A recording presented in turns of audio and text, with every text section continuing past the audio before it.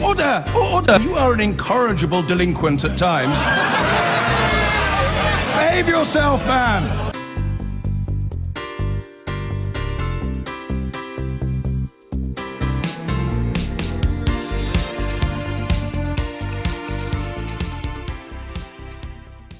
Now, there are just 12 weeks before the referendum which will decide Britain's future relations with Europe. So far, the debate on both sides has been rather negative, accusing each other of preying on fears rather than relying on facts.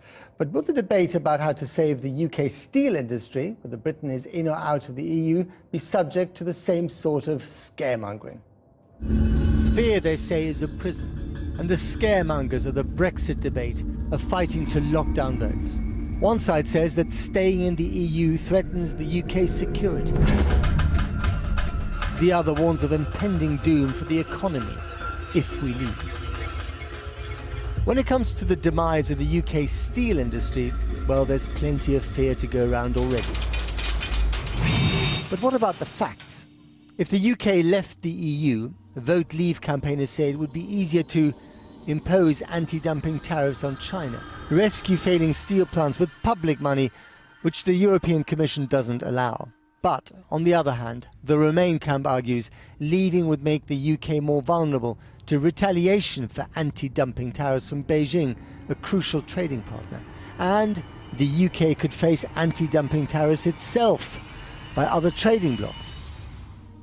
And then there are those who say it's already too late to save UK steel, in or out.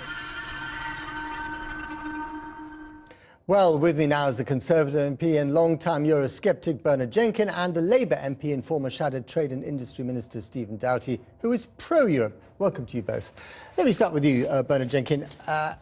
Would steel, British steel, be any better off if we were outside the EU? Well, the fundamental difference, well, I'm going to say yes, because the fundamental difference is a whole lot of instruments of government policy are currently in the hands of the European Union, and they will be in the hands of the British government. For example, how to interpret the WTO trade rules, so it would be up to the British government to decide how to imply protection against dumping from cheap imports. Also, we wouldn't be subject to some of the policies that make energy very expensive in this country, although much of that's self-inflicted. Absolutely, that's the point, isn't it? We wouldn't be subject to the state aid rules. The Minister herself said we have to be very careful that we don't fall foul of the state aid rules. We would be able to make our own rules about state aids and intervene to protect our industry in a state of crisis as it is. But the things that have priced British steel out of the market, that make it so expensive here to produce, are things imposed by your government. High green taxes, high energy costs. That's got nothing to do with the EU, does it? Some of them, but others, like the Large Carbon Plants Directive, which has forced us to phase out some of our cheaper coal-fired power stations. I mean, these are all desirable objectives, but the pace of change has definitely forced up energy prices in this country faster than other countries. And there is a propensity for example, the Germans to be able to interpret these rules in a more favourable way than we do because they're Germany and they're the most influential country in the EU. We're not allowed the same latitude because these rules are not applied in an even-handed way. Stephen Doughty, do you agree with that? No, I think it's actually deeply cynical on a day when 40,000 jobs, direct and indirect, in the industry are at risk, that the Leave campaign is trying to make this point. The blame for the situation, the crisis that we're in, lies very firmly at the door of this Conservative government. And it's deeply revealing that the Secretary of State is in Australia instead of coming to fight for the industry in Mumbai or even coming back to take leadership on this issue. But hang on, the price of steel last summer, was €600 a tonne. It's now €350 a tonne. That's to do with the global market. It's got nothing to do with the EU. If we are inside the EU, but the EU has not been able to protect us from the headwinds of a global market that basically doesn't want to buy as much steel as is being produced. Well, the global market for steel is clearly the major issue here, the dumping of Chinese product, being produced uncompetitively, lower quality and brought into our markets. But actually other European governments have taken measures, the Germans, the French, the Italians. But they've took those measures on their own. They have taken those measures in Europe. They've taken them. They're not constrained by the rules. It's this government, this Conservative government, that's not taken the right decisions about steel. But the German and Italian example proved that if you are a national government and you want to protect your steel industry, as the Germans and the Italians Chinese have done. You do it by yourself. You don't wait for the EU to do it for you. Well, there's another crucial issue here, which is actually that half of our steel exports go to the European Union. The major steel plant in my constituency is a Catalan firm, Celsa, operating across the EU. The damage that could be done to an already, in crisis industry by leaving the EU would be uncalculable. And I think it's absolutely extraordinary that the Leave campaign is suggesting that not only the EU is to blame, but also that leaving is going to solve the ills of the industry. Well, actually, we have a trade deficit with the EU in steel. We have a trade surplus with the rest of the world. And nobody's suggesting that there would be tariffs between the EU and the United Kingdom if we were to leave the EU. So that's a completely irrelevant point.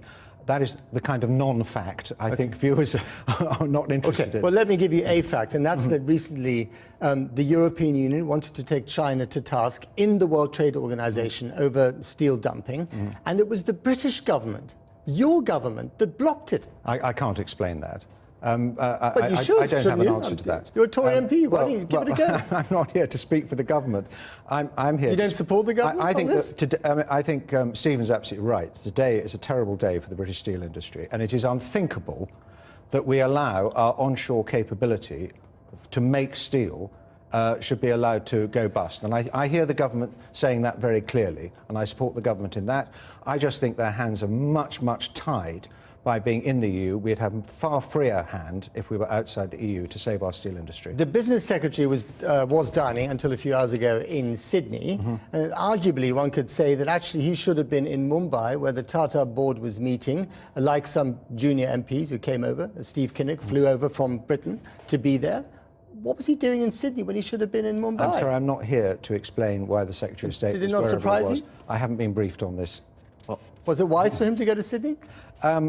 Clearly, the steel industry has been in a crisis for some time. But, I mean, it's been in a crisis since 2008. Why has it taken the EU so long to deal with this dumping problem, which has been going on for years? And why did you, when you were in charge, you didn't do much about it either, We did have you? been warning the government, minister after minister, for the last 3 years about the challenges facing the industry. I've been in countless of those meetings myself. They have refused every time to take the actions necessary. Bernard admitted himself that Sajid had voted that way. Anna Soubry, when she voted to actually take one of the measures in Europe, admitted it was the first time, and the other European ministers were shocked that Britain had actually refused its position. Stephen Doughty, you've been warning for the last 3 years. You weren't warning when you were in power. Well, with respect, I wasn't actually in Parliament at the time. Since I became elected and I was aware of the challenges facing the industry, I have been in to see Minister after Minister. I've been in to see the Secretary of State for Wales, the Business Secretary, the Steel Minister, and showed them exactly what was going on. And the Labour Party allowed allowed steel to rot as much as the Tories have now. The Conservative government now is not doing even the basic things on procurement. Our new class of tankers for the Royal Navy,